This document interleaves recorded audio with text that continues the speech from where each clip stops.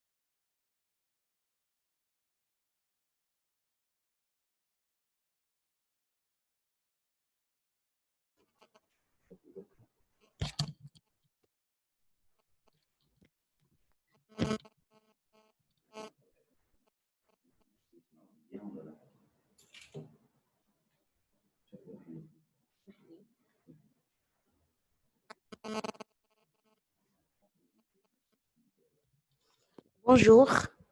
Est-ce que vous êtes en ligne avec moi?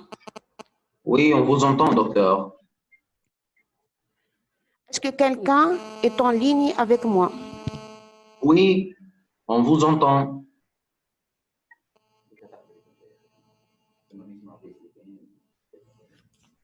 Bonjour. Aujourd'hui, on verra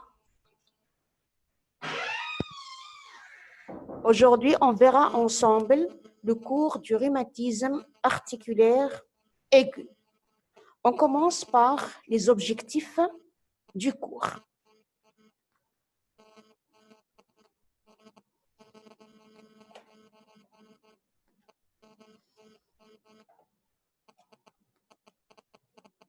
Pardon. Quels sont les objectifs du cours de rhumatisme articulaire aigu? C'est de savoir diagnostiquer une poussée du rhumatisme articulaire aigu. C'est de savoir traiter une poussée d'un rhumatisme articulaire aigu. C'est aussi de savoir prévenir ou bien la prévention primaire d'un rhumatisme articulaire aigu, installer la prévention secondaire, c'est-à-dire prévenir les rechutes de rhumatisme articulaire aigu, et comment installer la prévention secondaire, c'est-à-dire prévenir les rechutes et surtout prévenir la greffe ossulienne sur les valvulopathies séquelaires. Le rhumatisme articulaire aigu, qui est rare dans les pays développés, reste malheureusement un problème de santé publique chez nous, dans les pays donc en voie de développement comme le nôtre. Vu bien sûr l'incidence très augmentée des cardiopathies rhumatismales. L'âge de survenue de la pathologie, c'est une maladie de l'âge scolaire qui s'observe entre 5 et 15 ans, qui est rare avant l'âge de 4 ans. Les facteurs favorisants, c'est surtout la promiscuité, qui est un facteur favorisant très important, le faible niveau socio-économique, la nutrition déséquilibrée et la mauvaise hygiène bucco-dentaire. L'influence saisonnière, on a 2 pics de crise de RA, c'est en automne et en hiver où les infections ORL dominent, c'est des infections surtout les angines et les rhinopharyngites. Par définition, c'est quoi le rhumatisme articulaire aigu? C'est un ensemble de manifestations inflammatoires non suppuratives. Donc, c'est un ensemble de manifestations inflammatoires non suppuratives survenant à distance d'une infection ORL par le streptocoque bêta-hémolytique du groupe 1. Ces manifestations inflammatoires touchent des organes bien définis, c'est le cœur, les articulations, le système nerveux central et la peau. La complication la plus redoutable du rhumatisme articulaire aigu, ce sont les cardites rhumatismales. Les cardites rhumatismales qui peuvent mettre en jeu le pronostic vital lors d'une poussée rhumatismale. À distance, les séquelles qui peuvent survenir, ce sont surtout les valvulopathies rhumatismales avec bien sûr le risque d'une greffe osslérienne. L'éthiopathogénie, donc le rhumatisme articulaire aigu, est une maladie auto-immune. On considère que l'atteinte des organes cibles principaux, c'est-à-dire les articulations, le cœur et les cellules nerveuses du noyau codé, résulte d'une analogie structurale entre la capsule du streptocoque et ses tissus. Donc malheureusement, il y existe une analogie structurale entre la structure du streptocoque, c'est-à-dire l'antigène streptococcique, et les tissus des organes nobles, c'est-à-dire les articulations, le cœur et le système nerveux central. Une fois donc le streptocoque pénètre dans l'organisme, va y avoir une réaction inflammatoire et une production donc des substances antigéniques, c'est bien sûr les streptolysines avec une formation des anticorps et des complexes immuns. Le rhumatisme articulaire aigu est précédé d'une infection ORL par le streptocoque. Il faut savoir, bien sûr, que la plupart des angines, dans 30% des cas, les angines sont secondaires à des infections par le streptocoque. Donc, 90%, c'est le streptocoque bêta-hémolytique du groupe 1. Le germe responsable de la poussée rhumatismale, c'est le strepto-bêta-hémolytique du groupe A, c'est un coccigramme positif. Le site pharyngé, c'est le site exclusif de la poussée rhumatismale. Donc, la porte d'entrée est exclusivement pharyngée. Une infection cutanée par le streptocoque n'est jamais responsable d'une poussée rhumatismale.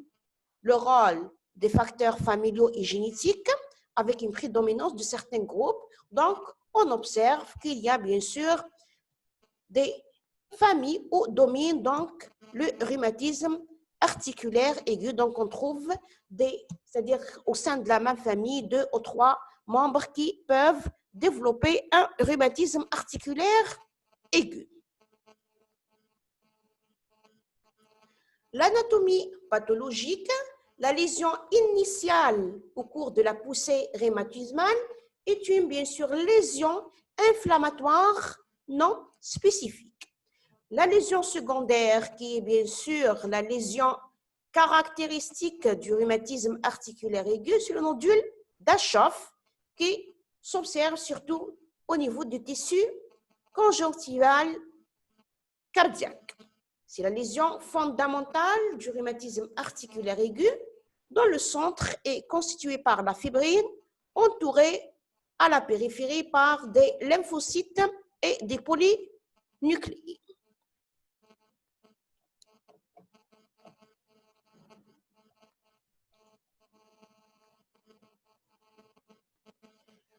Le diagnostic maintenant de la poussée rhumatismale. Comme toute pathologie, bien sûr, inflammatoire, on a bien sûr des signes cutanés avec des signes extracardiaques et des signes cardiaques. Comme on a dit, que le pronostic vital peut être mis en jeu par la survenue de l'atteinte cardiaque, donc c'est les cardites rhumatismales. Donc on commence par les signes extracardiaques, ce sont les signes généraux, donc c'est la fièvre, l'altération de l'état général, l'asthénie, l'anorexie et l'amaigrissement modéré.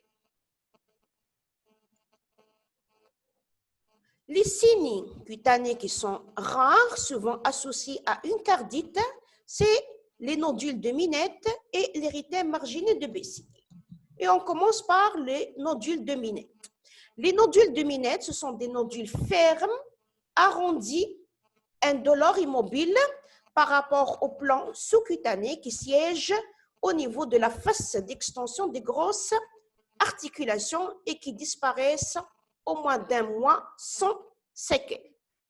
L'érythème marginé de Bessigné, ce sont des macules rosées à centre pâle, à contours polycycliques, non prurigineuses et non indurées, qui siègent au niveau du tronc et de la racine des membres et qui respectent le visage. Ce sont des lésions aussi transitoires, récidivants, mais aussi qui disparaissent sans séquelles. Les signes articulaires, par contre, ce sont des signes fréquents. On a les arthrites ou bien les arthropathies telles que les arthralgies. Et on commence par les arthrites. Les arthrites, bien sûr, ce sont des polyarthrites aigus avec des signes inflammatoires locaux importants. Il faut savoir que l'arthrite qui s'observe, ou bien la polyarthrite qui s'observe au cours de la poussée rhumatismale, sont caractérisés par certains signes caractéristiques des poussées rhumatismales. Ce sont des polyarthrites qui touchent les grosses articulations. Ce sont des polyarthrites fugaces, mobiles et qui disparaissent sans séquelles ni suppuration. Donc, la définition des arthrites qui s'observent au cours de la poussée rhumatismale, ce sont des polyarthrites qui touchent les grosses articulations mobiles, fugaces et capricieuses, qui disparaissent sans séquelles. En ce qui concerne bien sûr les arthralgies qui ont les mêmes caractéristiques que les arthrites, c'est-à-dire toujours des arthralgies qui touchent les grosses articulations mobiles et fugaces, capricieuses. On observe bien sûr que le malade, on constate que le malade présente bien sûr des douleurs, ou bien ce sont des douleurs spontanées, ou bien des douleurs provoquées, qui disparaissent aussi sans séquelles. Ce qui est important au cours des arthrites de la poussée rhumatismale, c'est leur c'est leur réponse spectaculaire aux anti-inflammatoires non stéroïdiens, surtout bien sûr la spigique et la corticothérapie.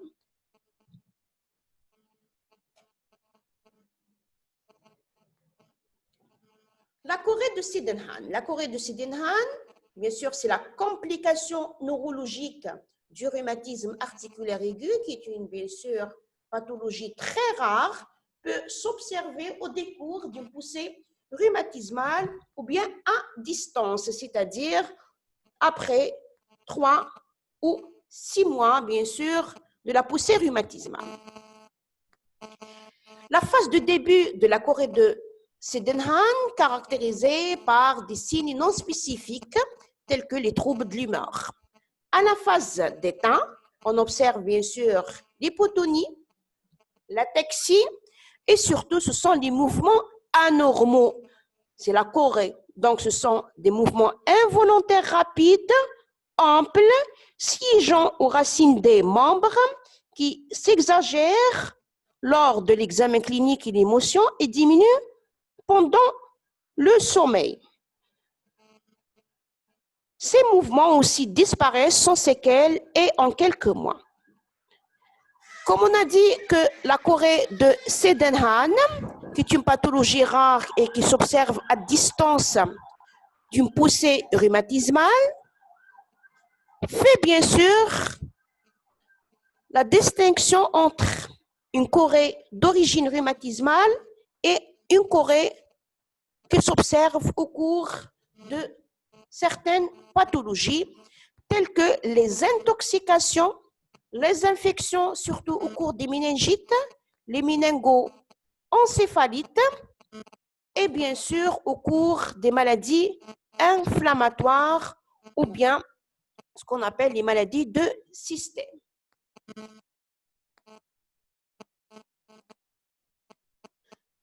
Les signes cardiaques qui font bien sûr toute la gravité de la poussée rhumatismale. Donc, on a dit que la complication la plus redoutable de la poussée rhumatismale, c'est les cardites rhumatismales.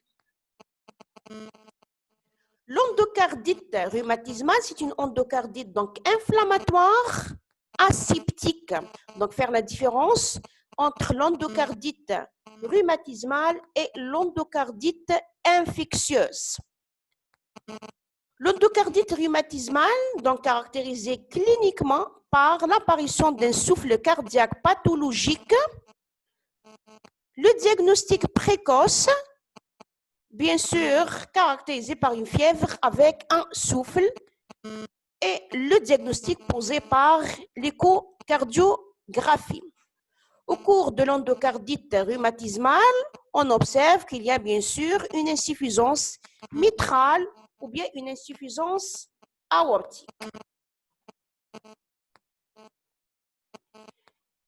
L'atteinte du myocarde, donc bien sûr la myocardite rhumatismale, avec bien sûr une dilatation des cavités cardiaques qui donne un tableau d'insuffisance cardiaque. Qui dit bien sûr le tableau d'insuffisance cardiaque, c'est bien sûr la dyspnée, la tachycardie et l'hépatomégalie et bien sûr un index cardio-thoracique augmenté à la radio du thorax. L'échocardio, bien sûr, si on fait une échocardio, on trouve bien sûr une hypokinésie globale du ventricule gauche. L'atteinte du péricarde, donc bien sûr la péricardite rhumatismale, à l'examen clinique, on a ou bien un frottement péricardique ou bien carrément une diminution bien sûr du bruit du cœur lorsqu'on a un épanchement péricardique. Si on fait notre ECG, on trouve bien sûr un trouble de la repolarisation et bien sûr le diagnostic posé par l'échocardio avec un épanchement péricardique. La pancardite rhumatismale, donc c'est l'atteinte du droit unique cardiaque qui est rare et le tableau clinique se résume en tableau d'insuffisance cardiaque. global. Lorsqu'on a bien sûr des troubles ou bien une atteinte inflammatoire cardiaque, bien sûr, il y aura des troubles conductifs. Des troubles conductifs, on trouve un allongement, par exemple, du PR. On trouve aussi surélévation du ST, l'onde T qui peut être aussi aplatie, des BAV de premier, deuxième et troisième degré. Ça, en ce qui concerne bien sûr la symptomatologie clinique de la poussée rhumatismale. Donc la symptomatologie clinique, on a bien sûr des signes extracardiaques et des signes cardiaques. On a dit que les signes extracardiaques, les signes bien sûr généraux communs à toute pathologie inflammatoire, des signes cutanés, signes nodus cutanés de Minette et les macules. On trouve aussi des signes neurologiques, c'est la chorée de Sydenham, et les signes articulaires qui dominent le tableau clinique, ou bien c'est les polyarthrites rhumatismales. On a dit que c'est des polyarthrites qui touchent donc les grosses articulations mobiles, fugaces et capricieuses qui disparaissent sans séquelles et non bien sûr suppuratives avec une réponse spectaculaire aux AINS et corticothérapie. Les signes cardiaques, on a dit, ou bien c'est une endocardite avec bien sûr un souffle, avec une insuffisance mitrale ou aortique, ou bien c'est la péricardique ou bien la myocardite qui donne un tableau d'insuffisance cardiaque. Et bien sûr, l'atteinte des trois tunnels qui donne la pancardite avec un tableau bien sûr d'insuffisance cardiaque globale, ou bien des troubles, bien sûr, conductifs dus à l'inflammation du cœur. Maintenant, on passe aux signes biologiques. Bien sûr, les signes biologiques, on a des signes inflammatoires qui sont plus spécifiques, la VS accélérée, une augmentation de la CRP, une augmentation aussi de la fibrinogène avec une anémie inflammatoire modérée, l'hyperleucocytose, etc. Ça, en ce qui concerne bien sûr les signes biologiques. On a aussi des signes bien sûr radiologiques. On fait bien sûr une radiographie du thorax. On doit calculer l'index cardio-thoracique. On fait aussi un ECG à la recherche du trouble du rythme, l'allongement du PR, l'aplatissement de l'onde T, le microvoltage et bien sûr les BAV. L'échocardio aussi est demandé à la recherche bien sûr des atteintes cardiaques, surtout le myocarde, avec une hypokinésie, la dilatation ventriculaire et bien sûr l'épanchement cardiaque ou bien péricardique. Ça, en ce qui concerne les explorations radiologiques. Maintenant, il faut rechercher au cours d'une poussée rhumatismale, afin bien sûr de poser le diagnostic de la poussée rhumatismale, il faut rechercher les signes d'infection streptococcique. C'est-à-dire, il faut rechercher les stigmates d'infection streptococcique, c'est-à-dire lorsqu'on a dit il y a bien sûr un rhumatisme articulaire aigu, et les secondaires à une infection par le streptocoque, il y a bien sûr des substances sécrétées par le streptocoque. Ce sont des indicateurs de la présence du streptocoque au niveau de la circulation sanguine. Ou bien on fait bien sûr un prélèvement de la gorge à la recherche du streptocoque au niveau donc pharyngé, et on fait bien sûr la culture. Généralement, la culture, dans 30% des cas seulement positifs, dans 70% des cas, elle est négative, vu que la poussée rhumatismale s'observe à distance d'une poussée rhumatismale, donc 2 à 3 semaines après. Même la présence du streptocoque au niveau de la gorge n'est pas toujours pathognomonique d'une poussée rhumatismale, parce qu'il y a toujours les porteurs sains. Donc, on a recours au test de diagnostic rapide, qui est une technique immunologique qui permet la détection, bien sûr, et la détermination de l'antigène spécifique du streptocoque dans le prélèvement de la gorge. Donc, on a un prélèvement de la gorge, ou bien par la culture et la recherche directe du streptocoque, ou bien la culture qui n'est pas pathognomonique parce qu'on a les porteurs sains, ou bien le test de diagnostic rapide qui est plus caractéristique d'une infection streptococcique. Deuxième méthode, c'est la recherche des anticorps anti-streptococciques qui sont des indicateurs d'une infection par le streptocoque. C'est le dosage, bien sûr, des aslos et des anticorps anti-streptodornase. Bien sûr, lorsqu'on dit le dosage des anticorps anti-streptococciques, il faut y avoir donc un taux significatif. Le taux significatif, c'est un taux d'aslo supérieur à 400 unités par millilitre ou bien une élévation de taux d'aslo au cours de 2 examens successifs de 15 jours d'intervalle. Donc, il y a une infection, comme on dirait, c'est une infection, c'est-à-dire en cours.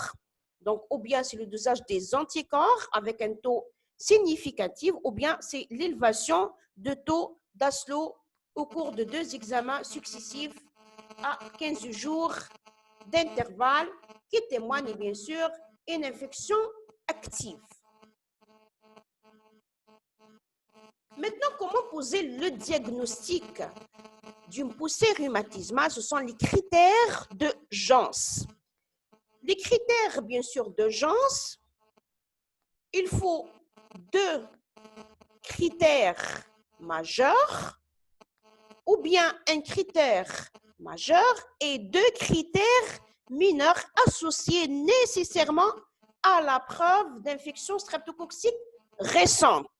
Donc, lorsqu'on dit critères de Jans positif, donc 2 critères majeurs ou bien un majeur avec 2 mineurs, mais associés nécessairement à la preuve d'une infection streptococcique.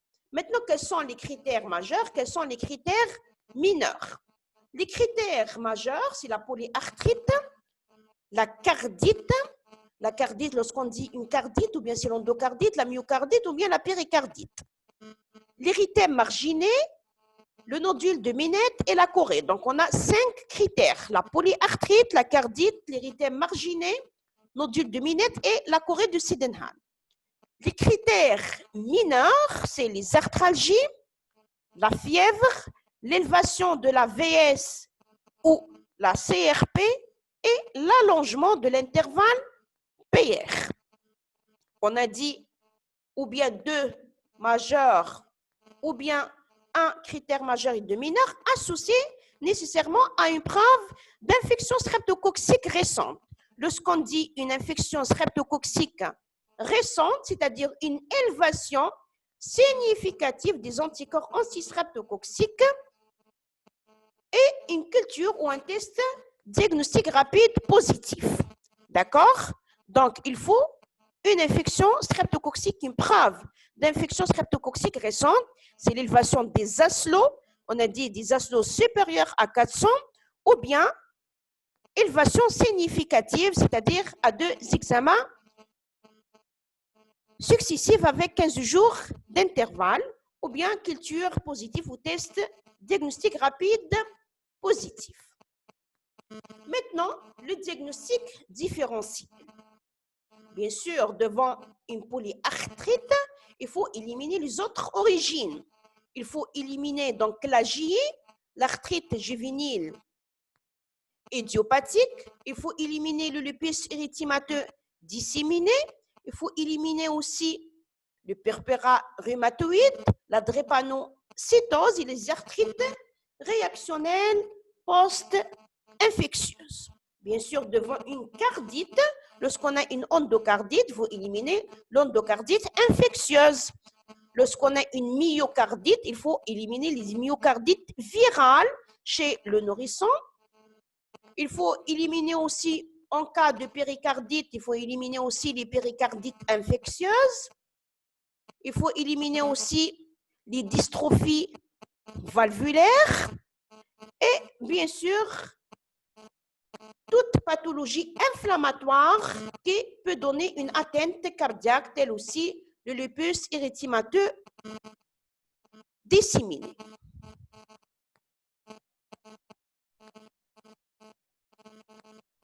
L'évolution et le pronostic. L'évolution, bien sûr, à court terme, le pronostic, comme on a dit, dépend de l'existence ou non de la cardite rhumatismale qui fait, bien sûr, toute la gravité du tableau clinique.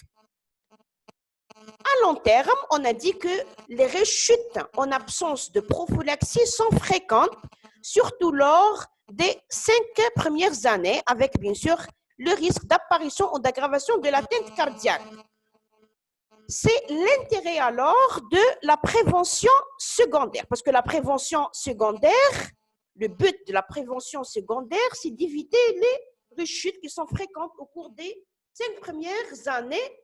Et bien sûr, lorsqu'on a une rechute sur cœur sain, ce n'est pas la même chose qu'une rechute sur un cœur malade. Le pronostic, donc, il est plus grave si la rechute survient sur un cœur déjà lésé. La classification maintenant des cardites, on a la cardite légère, la cardite modérée et la cardite sévère. La cardite légère, lorsqu'on a un souffle mitral ou aortique peu intense avec un volume cardiaque normal, ou bien on a une péricardite isolée. La cardite modérée, on a un souffle intense qui persiste après la crise avec une cardiopathie ou bien une cardiomégalie, légère avec un index cardiothoracique inférieur à 0,55.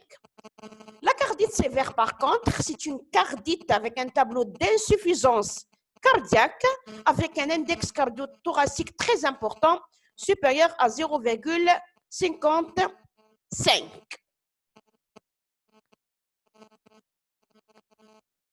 Le traitement. On commence bien sûr le traitement selon le programme national de lutte contre le rhumatisme articulaire aigu et on commence bien sûr le traitement de la poussée. Comme toute pathologie, c'est les mesures générales, donc le repos il est primordial, l'éducation de la famille. Lorsqu'il s'agit d'un tableau d'insuffisance cardiaque, bien sûr il faut traiter en urgence par les digitalo-diurétiques et les UIC. Lorsqu'on a bien sûr la douleur, il faut donner du paracétamol. Et bien sûr, en cas de chorée de Sydenham, on donne des neuroleptiques, c'est l'aldol.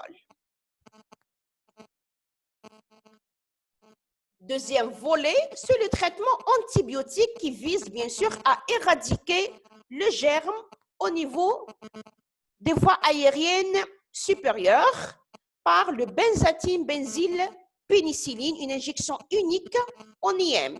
La dose de 60 000, si le poids bien sûr inférieur à 30 kg, ou bien 1,2 million en unités si le poids est supérieur à 30 kg. Pourquoi bien sûr la PNIM?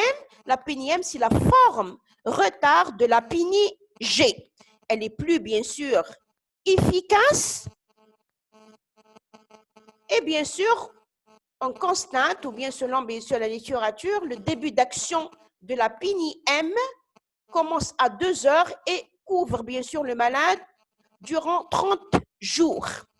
La PNI-G, bien sûr, on y est pendant 10 jours, qui constitue une alternative, bien sûr, si contre-indication aux injections de PNI-M. La dose, bien sûr, si on a bien sûr une contre-indication à la voie IM, on a recours à la voie Péros et on donne bien sûr la PNI-V à la dose de 100 000 unités kilo-jour chez l'enfant, bien sûr, pendant 10 jours. Si allergie à la pénicilline, on donne l'érythromycine, donc un macrolide à la dose de 30 mg kilo-jour réparti en 3 prises pendant 10 jours. Le traitement anti-inflammatoire, bien sûr, on a le premier volet, c'est le traitement antibiotique pour éradiquer le germe. Le deuxième volet, c'est le traitement anti-inflammatoire pour lutter contre les phénomènes inflammatoires, c'est la corticothérapie, c'est le prednisone à la dose de 2 mg kg jour, sans dépasser les 80 mg jour, répartis en 3 prises avec bien sûr le traitement adjuvant, un régime aussi pauvre en sodium, riche en protéines avec une supplémentation potassique et calcique avec bien sûr un pansement gastrique. La durée du traitement en absence de la cardite, bien sûr, on parle du traitement corticoïde. Le traitement d'attaque est de 2 semaines et le traitement d'entretien, c'est-à-dire il faut diminuer progressivement les doses par 5 mg par semaine pendant 6 semaines. Donc, lorsqu'on a une cardite, bien sûr en absence plutôt de cardite, le traitement d'attaque, il est de 2 semaines et le traitement d'entretien, il est de 6 semaines. Lorsqu'on a bien sûr une cardite au cours de la poussée rhumatismale, le traitement d'attaque, il est de 3 semaines. Lorsque bien sûr une cardite légère à modérée, un traitement d'entretien de 6 semaines. Lorsqu'il s'agit d'une cardite sévère, c'est un traitement d'entretien de 9 semaines. Là, c'est en ce qui concerne bien sûr le traitement corticoïde. En absence de cardite, le traitement d'attaque, c'est de 2 semaines, l'entretien 6 semaines. S'il s'agit d'une cardite, le traitement d'attaque, c'est de 3 semaines. Par contre, le traitement d'entretien, s'il s'agit d'une cardite légère à modérée, c'est 6 semaines. S'il s'agit du cardite sévère, c'est un traitement d'entretien de 9 semaines. Au cours, bien sûr, de la dégression des corticoïdes, on a 2 phénomènes qui peuvent s'observer. C'est le phénomène rebond et reprise. Le phénomène rebond s'observe par une accélération, bien sûr, de la VS ou bien la positivité de la CRP, c'est-à-dire c'est la réapparition des signes inflammatoires biologiques. Dans ce cas, il faut prolonger d'une semaine le traitement d'entretien par donc, la corticothérapie ou bien la prescription d'aspirine. La reprise, par contre, se définit par la réapparition du syndrome inflammatoire clinique et biologique. Dans ce cas, il faut bien sûr un retour au traitement d'attaque, donc à une dose d'attaque pendant une semaine, puis on fait une dégression plus lente. Maintenant, la prophylaxie. Très important de savoir la prévention primaire, donc pour éviter la survenue du rhumatisme articulaire aigu, selon le programme national de lutte contre le rhumatisme articulaire aigu, la prévention primaire consiste à un traitement des angines streptococciques chez les enfants à partir de 4 ans. Donc, toute angine chez un enfant plus de 4 ans est considérée comme angine d'origine streptococcique et doit bénéficier de traitements déjà cités, c'est-à-dire ou bien une injection par la PINIM, une seule dose, la PINIG pendant bien sûr 10 jours, ou bien sûr la voie Péros, la PINIV pendant 10 jours, si bien sûr on a une allergie, on donne des macrolides aussi pendant 10 jours. La prévention secondaire, c'est la prévention des rechutes, c'est-à-dire lorsque le malade fait une poussée rhumatismale, il doit être mis sous un programme de prévention secondaire par la PINIM pendant tous les 21 jours, la PINI-V pendant 10 jours, chaque 21 jours, ou bien l'érythromycine à 200 mg par jour, Péros, chaque 21 jours. La prophylaxie tertiaire, c'est la prophylaxie de l'endocardite d'Osler, bien sûr, en cas de séquelles valvulaires pour éviter, bien sûr, l'endocardite infectieuse. Et merci pour votre attention. Est-ce que vous avez, bien sûr, des questions?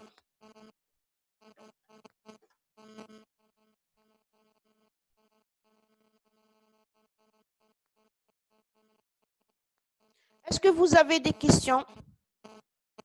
Oui, تفضلي الحكيمة.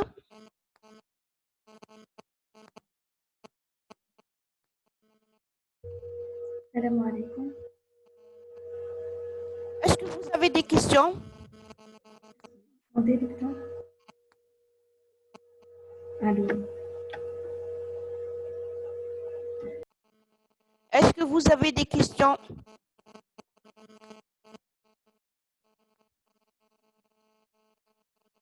تفضلي الحكيمة.